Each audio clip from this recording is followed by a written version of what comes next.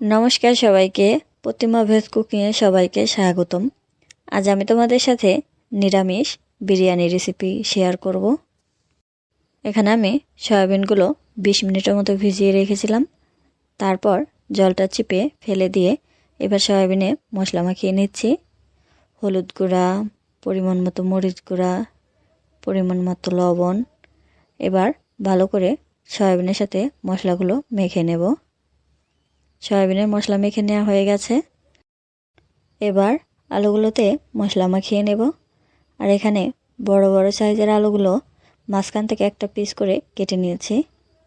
এখানেও দিয়ে দিলাম হলুদ গুঁড়া, মরিচ গুঁড়া, পরিমাণ মতো একটু লবণ। তারপর ভালো করে মেখে নেব। আলুতেও মশলা মেখে নেওয়া হয়ে গেছে। এবার এই আলু, সয়াবিন এগুলো ভেজে নেব। কড়াইতে বেশ কিছু পরিমাণে তেল দিয়ে দিলাম। তেলটা গরম হয়ে আসলেই এবার আলুগুলো দিয়ে দেব। সবগুলো আলু দেওয়া হয়ে গেছে। আর চুলার আঁচটা মিডিয়াম রেখে এই আলুগুলো ভেজে নিতে হবে। তোমরা চাইলে এই আলুগুলো একটু সেদ্ধও করে নিতে পারো। বিরিয়ানির এই গোটা গোটা আলুটা কিন্তু খেতে খুবই দারুণ লাগে। আর এই আলুটা হালকা লাল লাল করে ভেজে নিয়েছি। এবার তুলে নেব। আলুগুলো অনেক সুন্দর ভাজা হয়ে গেছে, দেখতেই পাচ্ছ। এবার একটা বাটিতে নামিয়ে নেব। এবার সয়াবিনগুলো ভেজে নেব। সবগুলো সয়াবিনই দেয়া হয়ে গেছে। এবার হালকা করে একটু নেড়ে দেব। এই সয়াবিনটাও চুলার আঁচটা মিডিয়াম রেখে হালকা লাল লাল করে ভেজে নিতে হবে। আর মাঝে মাঝেই নেড়ে দিতে হবে।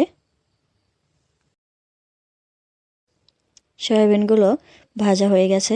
এবার একটা ছাঁকনি দিয়ে ছেঁকে ছেঁকে সয়াবিনগুলো তুলে নিতে হবে। সবগুলো সয়াবিন তুলে নিয়েছি।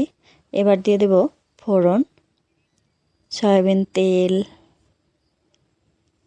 তেজপাতা, আর দিয়ে দেব এলাচ আর দারচিনি।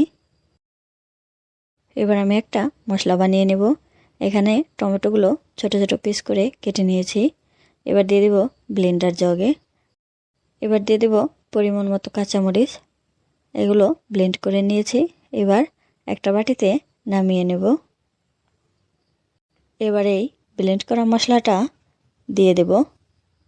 এক চামচ করে দেবার পর পুরোটাই একবারে দিয়ে দিলাম। এবার একটু নেড়ে নেব। এবার দিয়ে দেব বাদবাকি মশলাগুলো। পরিমাণ মতো হলুদ গুঁড়া, মরিচ গুঁড়া,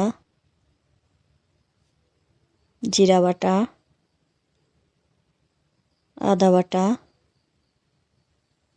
এগুলো মিশিয়ে নেব।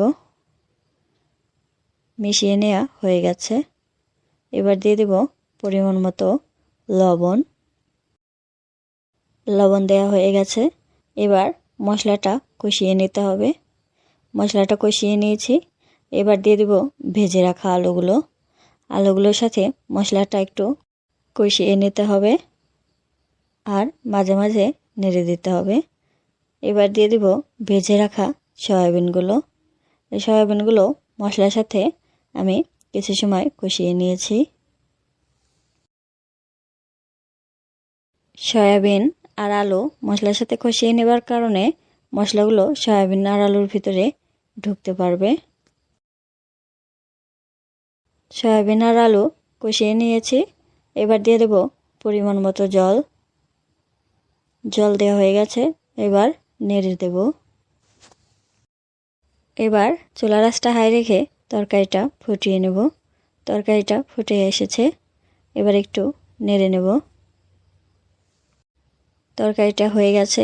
এবার দিয়ে দিব ভাজা জিরা গুঁড়ো। আর দিয়ে দিব অল্প করে ঘি। ঘিটা চারিপাশ দিয়ে ছড়িয়ে দিলাম। এবার নেড়ে নেব।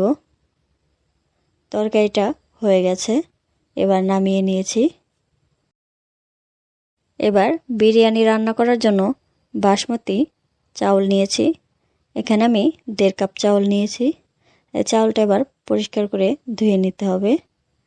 আর এখানে আমি কড়াইতে পরিমাণ মতো জল দিয়েছি। আর দিয়ে দিলাম তেজপাতা, এলাচ, দারুচিনি। জল গরম হয়ে গেছে। এবার দিয়ে দেব ধুয়ে রাখা চাউলগুলো। চাউল দেওয়া হয়ে গেছে। জলে বলক চলে এসেছে। এবার একটু নেড়ে দেব। নেড়ে দেওয়ার কারণে সব দিকে সমানভাবে হবে। এই ভাতটা আমি 80%-এর মতো সিদ্ধ করে নিয়েছি। ভাতটা হয়ে গেছে। চুলাটা বন্ধ করে দিয়েছি।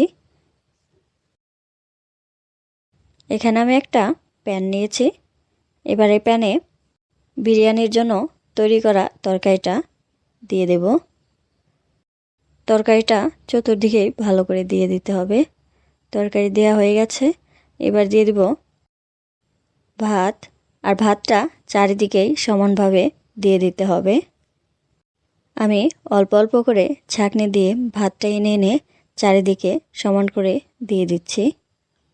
একটা লেয়ার দেওয়া হয়ে গেছে।